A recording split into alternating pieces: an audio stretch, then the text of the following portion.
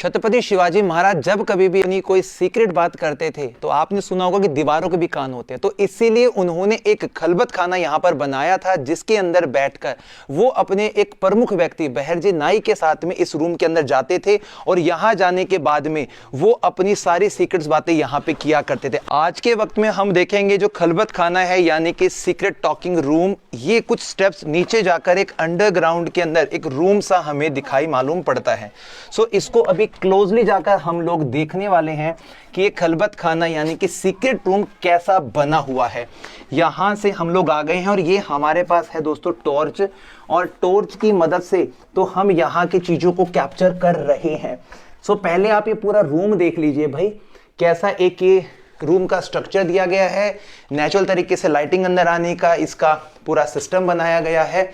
एक मिनट के लिए मैं है ना यहाँ पे लाइटिंग बंद करके आपको दिखाता हूं कि विदाउट लाइटिंग यहाँ पर कितना अंधेरा होगा और बाहर की लाइटिंग कैसे अंदर आती है।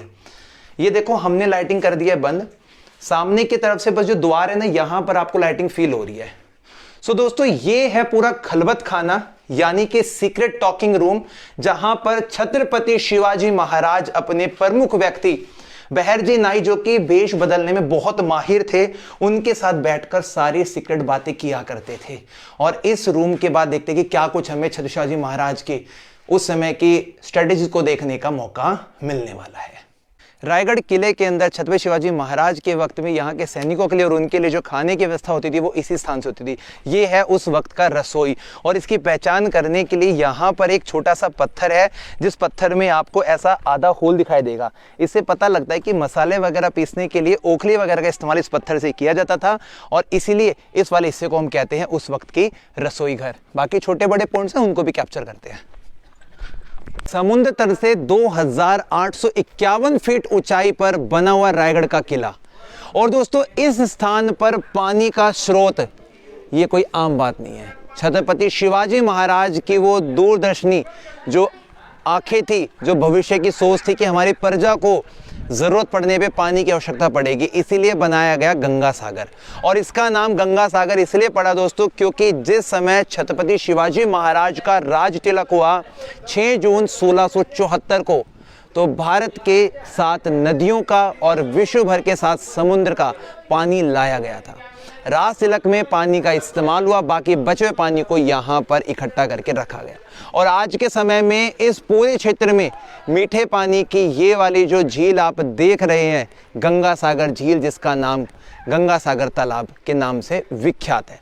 और इसी के पास वाले क्षेत्र में बने हैं दोस्तों उस समय के 2 बड़े बड़े टावर, जो एक वक्त पहले 5 और 7 मंजिल के हुआ करते थे, जहाँ पर विजय ध्वज लहराता था। रानियां अपना अच्छा वक्त बिताया करती थी, हवा खाने के लिए यहाँ पर आया करती थी। और इस पूरे हिस्से के ऊपर लगे रहते थे 366 दिए, जो कि दियों की रोशनी में जगमगाता था। और इसी के साथ साथ में यहाँ की 7वीं मंजिल पर लगा हुए थे फाउंटेन सिस्टम। और फाउंटेन सिस्टम कैसे काम करते थे, ऊपर की तरफ टंकी में से पानी को भरकर नीचे छोड़ा जाता था, तब इन पूरे पोर्शन से फुवारों की बरसात होती थी। और इसी के साथ में यदि आप अपनी नज़रों को यहाँ लेकर जाएंगे तो आप रायगढ़ के इस किले को देख सकते हैं, कितनी ऊंची ऊंची प्राचीर यहाँ पर बनाई गई है। तो इन सभी चीज़ों को देखने के बाद में हम ये समझ पाते हैं कि जिस समय 14 वर्षों का पूरा वो वक्त जब ये किला बनना शुरू हुआ और छत्रपति शिवाजी महाराज ने सोचा कि हम इस स्थान को अपनी राजधानी बनाएं, क्योंकि यहाँ से आप आसपास के 8 किलो पे नज़र रख सकते हो, 96 गांव को आप यहाँ से देख रेख में भी रख सकते हो। और ये वाला जो स्थान है जिसके पास में हमें एक दूसरा ये टावर दिखाई दे रहा है, जो आज के वक्त में ध्वस्त हो चुका है, लेकिन यहाँ पर ध्वज फहराया जाता था केसरिया रंग का। और इसी के आगे वाले हिस्से में जब हम थोड़ा सा आएंगे तो हम यहाँ का एक मुख्य दरवाजे को देख पाएंगे, जो आपकी नज़रों से अभी थोड़ा सा होगा दूर, लेकिन पास जाने के बाद में यहाँ के इतिहास को आप जब सुनेंगे तो आपको भी बड़ा अच्छा लगेगा। इसे कहा जाता है दोस्तों पालकी दरवाज़ा। जैसा इसका नाम तो वैसा ही उसका काम। रानियाँ यहाँ पर पालकी में बैठकर आया करती थी। पालकी 2 तरह की होती थी, एक खुली पालकी, एक बंद पालकी।